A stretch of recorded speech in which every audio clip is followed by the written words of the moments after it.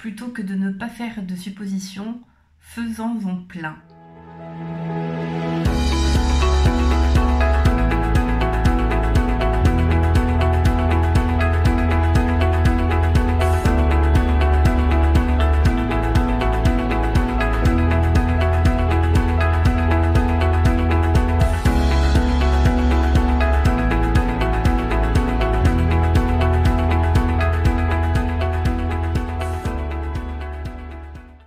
Bonjour à tous, je suis Maïlane Ripoche, coach et conférencière et je vous aide à devenir maître de votre vie en passant d'une vie subie à une vie complètement choisie sans faire de compromis. Et pour ça, je vous invite à assister à mon atelier en ligne qui est offert, dont vous trouverez le lien ci-dessous, ma méthode sage pour devenir maître de votre vie.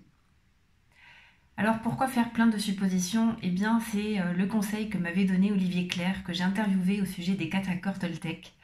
Et j'avoue que son point de vue m'a énormément aidé et m'aide encore, justement, quand j'ai tendance à faire une supposition. Parce que si vous connaissez les 4 accords Toltec, dans un des accords, si c'est pas d'ailleurs le premier, n'en fais pas une affaire personnelle, ne fais pas de suppositions, que ta parole soit impeccable et fais toujours de ton mieux.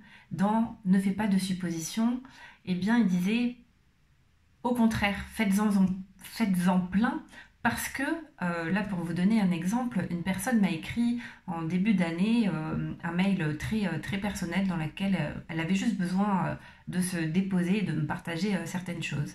Et je suis débordée et j'ai pas pris le temps de lui répondre, j'ai pas eu le temps de lui répondre et j'avais d'ailleurs noté de lui répondre plus tard. Sauf que, j'avoue, c'était pas ma priorité parce que j'ai d'autres priorités tout simplement au niveau de mon activité. Et cette personne-là a été vexée que je ne lui réponde pas. Et c'est là où, du coup, elle m'a répondu dans son mail qu'elle trouvait qu'elle était déçue et que ma non-réponse, elle le prenait comme un manque de respect et un manque d'empathie de ma part. Et je lui ai soumis l'idée que peut-être que la prochaine fois, de se poser la question, qu'est-ce que ça pourrait vouloir dire d'autre, ma non-réponse? Est-ce que c'est forcément un manque de respect et un manque d'empathie de ma part, ou est-ce que c'est autre chose? Et une autre supposition que l'on peut faire, et là par exemple dans cet exemple très concret, c'est peut-être que je manque de temps, peut-être que j'ai pas le temps, parce que peut-être que je suis toute seule à tout gérer.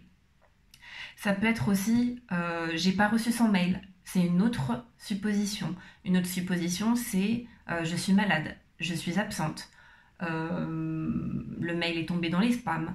Voilà. Et donc, je trouve que le conseil d'Olivier Clerc est très très pertinent et j'essaie de moi-même de m'en souvenir quand moi-même j'ai tendance à accuser quelqu'un ou à ne faire qu'une supposition.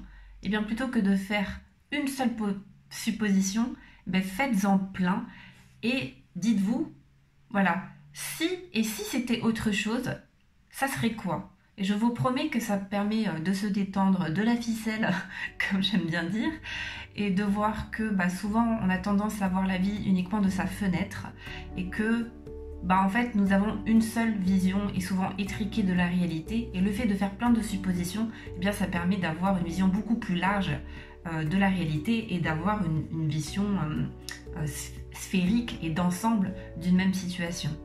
Voilà, donc j'espère que cette vidéo vous sera utile. Si vous pensez qu'elle est, pensez à la partager, à vous abonner à ma chaîne YouTube Les Guerriers Pacifiques, à me suivre sur Facebook et Instagram, en espérant que vous ferez désormais plein de suppositions. Je vous dis à très bientôt.